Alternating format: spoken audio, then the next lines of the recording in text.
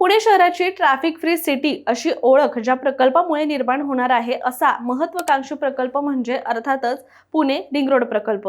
या प्रकल्पाचं महत्त्व लक्षात घेता आपण या प्रकल्पाची अर्थात पुणे रिंग रोडची एक नवी कोरी सिरीज सुद्धा सुरू केली आहे आणि आतापर्यंत 3 भागांमध्ये या प्रकल्पाच्या अनेक महत्त्वाच्या मुद्द्यांवर आपण चर्चा केली आहे आणि आजच्या चौथ्या भागामध्ये आपण बोलणार आहोत पुण्याभोवती तयार होणाऱ्या टनेल नेटवर्क बद्दल।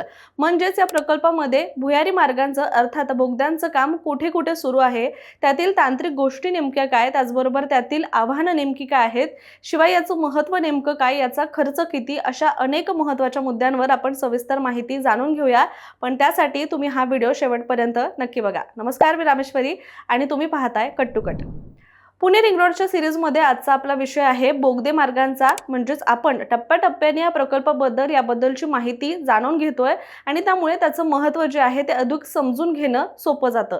शिवाय त्यामागचा उद्देश नेमका काय हे देखील आपल्याला क्लिअर होतंय। आता पुणे रिंग रोड म्हणजे नेमकं काय, तर हा प्रकल्प पुणे शहराभोवती चक्राकार स्वरूपामध्ये तयार केला जाणारा हा प्रकल्प आहे, ज्यामुळे आज पुण्यामध्ये वाहतुकीची जी परिस्थिती आहे ती पाहता हा प्रकल्प भविष्यात हे चित्र पूर्ण बदलून टाकणारा ठरेल असा विश्वास व्यक्त केला जातोय। दरम्यान या प्रकल्पाअंतर्गत पुण्याच्या आसपास उभं राहतंय एक असं टनेल नेटवर्क जे महाराष्ट्रातील सर्वात मोठ्या शहरी रिंग रोड प्रकल्पांपैकी सुद्धा एक ठरणार आहे आणि म्हणूनच पुणे रिंग रोड हा केवळ एक रस्ता नाहीये, तर पुण्याच्या भविष्यातील वाहतुकीचा संपूर्ण नकाशा बदलणारा हा प्रकल्प आहे। कारण पुणे शहर हे आधी जसं होतं तसं आता नाहीये आणि आता जसं आहे तसं पुढे राहणार नाहीये। सध्या या प्रकल्पाचं 2 भागांमध्ये विभाजन करून त्यावर काम केलं जातंय, परंतु सध्या तरी आउटर रिंग रोडचं जे काम आहे ते युद्ध पातळीवर सुरू आहे, जो तब्बल 172 किलोमीटर लांबीचा असून बाह्य रिंग रोड पुण्याभोवती एक मोठं वर्तुळाकार वाहतूक तयार केलं जातंय आणि त्याचबरोबर PMRDAच्या अंतर्गत रिंग रोड म्हणजे अर्थातच इनर रिंग रोडचं काम देखील सुरू असून हा संपूर्ण जो विस्तार आहे तो 260 किलोमीटरपेक्षा अधिक असल्याचं बोललं जातंय।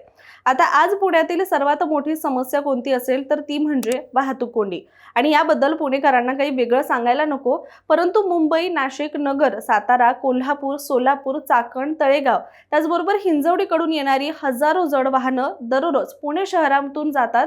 परिणामी शहरातील रस्त्यांवर तासनतास ट्रॅफिक जाम आपल्याला पाहायला मिळतोय आणि यावरच कायमस्वरूपी उपाय म्हणून 2007 मध्ये महाराष्ट्र राज्य रस्ते विकास महामंडळाने म्हणजेच MSRDCने पुणे रिंग रोडची संकल्पना मांडली होती।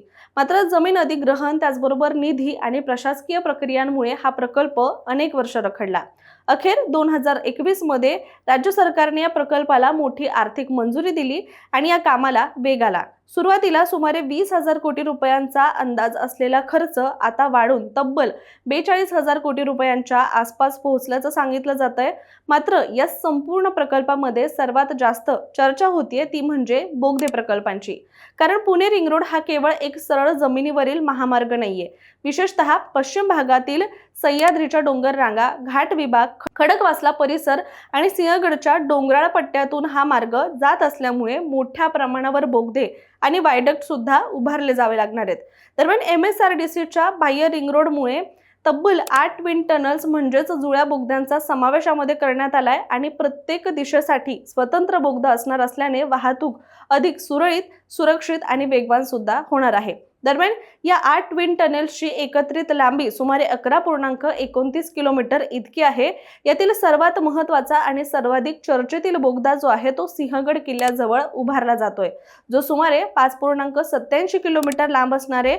शिवाय पुणे रिंग रोडवरील हा सर्वात मोठा बोगदा सुद्धा मानला जातोय। शिवाय बोगदा पूर्ण झाल्यानंतर म्हणजेच या प्रकल्पाचं काम पूर्ण झाल्यानंतर खामगाव, मावळ, कल्याण आणि आसपासच्या घाट भागातून जाणाऱ्या जवळपास 35 किलोमीटरच्या वळणावळणाच्या रस्त्याला पर्याय उपलब्ध होणार असल्याचं म्हटलं गेलंय। शिवाय आज ज्या प्रवासासाठी जवळपास 1 तास लागतो की तो प्रवास काही मिनिटांमध्ये सुद्धा पूर्ण होईल असा विश्वास व्यक्त केला जातोय। शिवाय या बोगद्याचं आणखी एक वैशिष्ट्य म्हणजे हा डोंगर कापून नव्हे तर अत्याधुनिक टनेल बोरिंग किंवा ड्रिलिंग तंत्रज्ञानाच्या सहाय्याने तयार केला जातोय आणि त्यामुळे पर्यावरणीय परिणाम कमी ठेवण्याचा प्रयत्न यामध्ये केला गेलाय। फक्त बोगदेच नव्हे तर खडकवासला बॅकवॉटर परिसरामध्ये सुद्धा मोठे पूल आणि उंच वायडक्ट सुद्धा उभारले जाणार आहेत, ज्याबद्दल आपण पुढच्या भागामध्ये सुद्धा अधिक सविस्तररित्या बोलणार आहोत। परंतु या बोगदा प्रकल्पामुळे डोंगराळ भागातील नैसर्गिक भूप्रदेश कायम ठेवून वाहतुकीसाठी आधुनिक मार्ग तयार करता येणार आहे। दरम्यान सद्यस्थितीबद्दल बोलायचं झालं तर सध्या खडकवासला, मुळशी, उर्से, चाकण, हिंजवडी, सोरतापवाडी, वाडे बोल्हाई आणि सिंहगड परिसरामध्ये विविध पॅकेजेसचं काम सुरू आहे, तर सांगरुण आणि डावजे परिसरामध्ये बोगद्यांच्या कामाला विशेष वेग देण्यात आलाय। याशिवाय पुणे रिंग रोड सोबतच PMRDA इनर रिंग रोड प्रकल्प सुद्धा प्रस्तावित आहे आणि या अंतरित रिंग रोड मध्ये म्हणजेच इनर रिंग रोड मध्ये सुद्धा तब्बल 11 बोगदे सुद्धा प्रस्तावित आहे आणि या बोगद्यांची एकत्रित लांबी जी आहे ती सुमारे 12.62 किलोमीटर इतकी आहे। म्हणजेच पुणे महानगर क्षेत्रातील दोन्ही रिंग रोड प्रकल्प विचारात घेतले तर एकूण 19हून अधिक बोगदे आणि 23 किलोमीटरपेक्षा जास्त टनेल नेटवर्क हे विकसित होणार आहे आणि यामुळे पुणे हे भारतातील सर्वाधिक बोगद्यांचं शहरी रिंग रोड नेटवर्क असलेल्या शहरांपैकी सुद्धा एक बनू शकतोय। दरम्यान या प्रकल्पाचा सर्वात मोठा फायदा म्हणजे ट्रान्झिट ट्रॅफिक जे आहे ती शहराबाहेर वळवला जाणारे, म्हणजेच नाशिकहून कोल्हापूरला जाणारे ट्रक असो, मुंबईहून नगरकडे जाणारी जड वाहने किंवा चाकण औद्योगिक क्षेत्रातून बाहेर पडणारा माल वाहतूक ताफा जो पुणे शहरामध्ये प्रवेश न करता थेट रिंग रोडचा वापर करू शकेल आणि बाहेरच शहराच्या बाहेर जाऊ शकणार आहे। परिणामी वाहतूक कोंडी कमी होईल, प्रवासाचा वेळ कमी होईल, त्याचबरोबर इंधनाची मोठ्या प्रमाणात बचत होणार आहे आणि प्रदूषण सुद्धा मोठ्या प्रमाणात घटणार आहे। आणि या सगळ्याचा म्हणजेच रिंग रोड लगत नवीन औद्योगिक क्षेत्र, त्याचबरोबर logistic park, warehousing hub आणि निवासी प्रकल्प सुद्धा मोठ्या प्रमाणात विकसित होण्याची शक्यता व्यक्त केली जाते आणि म्हणूनच पुणे रिंग रोड हा केवळ एक रस्ता नसून भविष्यातील पुण्याची आर्थिक आणि वाहतूक व्यवस्था बदलणारी मेगा हा प्रकल्प मानला जातोय आणि या प्रकल्पातील बोगदे हेच त्याचं सर्वात मोठं अभियांत्रिकी आकर्षण सुद्धा ठरणार आहे। दरम्यान महाराष्ट्रातील सर्वात मोठ्या शहरी टनेल नेटवर्क पैकी एक असलेला हा प्रकल्प 2028 पर्यंत पूर्ण करण्याचं उद्दिष्ट सुद्धा ठेवण्यात आलंय आणि त्यामुळे आता हा प्रकल्प वेळेत पूर्ण होतो का आणि पुणेकरांची दशकांपासूनची वाहतूक कोंडी खरोखर संपवतो का हे पाहणं आता सगळ्यांसाठीच महत्त्वाचं ठरणार आहे।